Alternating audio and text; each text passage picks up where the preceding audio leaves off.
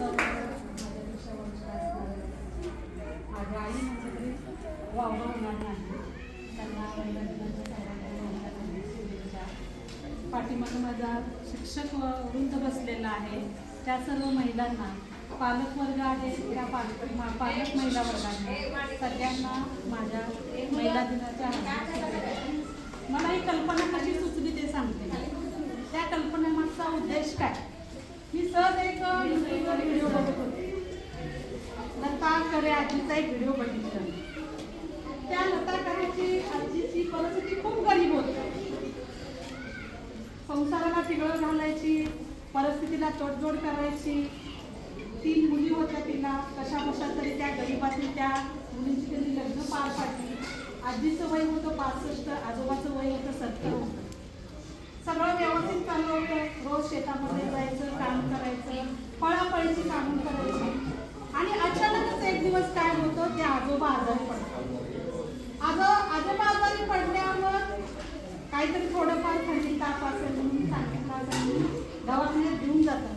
आजी 65 वर्षाची आजी आपल्या नवऱ्याला घेऊन जाते. डॉक्टर सांगतात की इथं काही त्याचा इलाज होत नाही, तुम्हाला कुठंतरी मोठ्या दवाखान्यात जावं लागेल आणि तिथं त्या आजोबांचा इलाज होईल. त्या आजी 65 वर्षाच्या आजी त्या आपल्या नवऱ्याला घेऊन दुसऱ्या दवाखान्यात जातात. तिथं खूप काहीतरी चाचण्या करतात, खूप त्यांचं स्टेटमेंट होतं. तिथं पण पुढच्या गावात जाऊन त्या आजोबांचं हे करावं लागेल, ती तपासण्या करावं लागेल. आजीच्या पायाखालची वाळू सरकते. एक तर 18 पगड भरतात. त्यात मी एवढं म्हणजे हलापेष्टा करते, तेव्हा काय माझी परीक्षा घेतोय. गरिबीतून मी 3 मुलींची लग्न केली. मुलींनी त्या घरी गेल्या आहे, त्या गरीब कुटुंबात मी कसं तर माझा संसाराचा गाडा चालवते आणि त्या गाड्यामध्ये मला हे संकट वाढून ठेवले. तरी पण ती आजी काही खचत नाही आणि पुढच्या ह्याला जाते. पुढच्या त्या दवाखान्यात गेल्यानंतर सुद्धा त्या आजोबांची टेस्ट करते, सगळं रिपोर्ट बघते. त्यात पण ते डॉक्टर म्हणतात की एक चाचणी राहिली आहे, ती चाचणी जर तुम्ही केली तर तुमचा नवरा वाचू शकेल.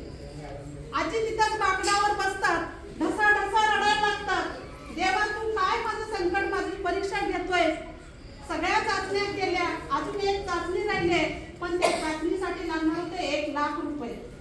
त्या आजीकडे 2 टाइम जेवण भरायची परिस्थिती नव्हती, तरी ती आजी ढसाढसा रडायला लागतात.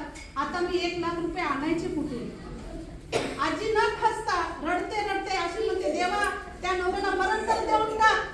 मला आता माझी परिस्थिती नाहीये, मी त्या नवऱ्याला जगू शकत नाही.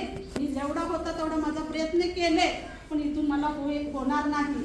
तेवढा त्या बाकडावर डोळे पुसत पुसत बाकडावर एक पेपर पडलेला असतो आणि त्या पेपरमध्ये मॅरेथॉनची स्पर्धा भरलेली असते. मॅरेथॉनची स्पर्धा भरलेली असते. ती पेपरमध्ये जाहिरात वाचते आणि मनाशी ठरवते. तिला फक्त तिचा जो आकडा दिसतो, त्या मॅरेथॉन स्पर्धा कोण जिंकेल तर त्या स्पर्धेमध्ये बक्षीस होतं 1 लाखाचं होतं. ती काय आहे बघत नाही, फक्त तिला तो आकडा दिसतो 1 लाखाचं बक्षीस आहे. ती त्याच्यामध्ये काय करते, काही नाही, आपण ह्याच्यामध्ये काय घ्यायचा, भाग घ्यायचा आणि ही स्पर्धा जिंकायची आणि आपल्या नवऱ्याचा उपचार करायचा. ती तिथे बारामतीला जाते, त्या स्पर्धेमध्ये नाव देते. तिथं मोठे मोठे मुलं, रोज सराव करणारी मुलं असतात. ट्रॅक पॅन्ट घातलेली, शूज घातलेले, ही काष्टा घातलेली म्हातारी 65 वर्षाची, हातात पायात चप्पल नसणारी त्या मॅरेथॉन स्पर्धेमध्ये उतरते आणि पळायच्या ह्याच्यामध्ये भाग घेते.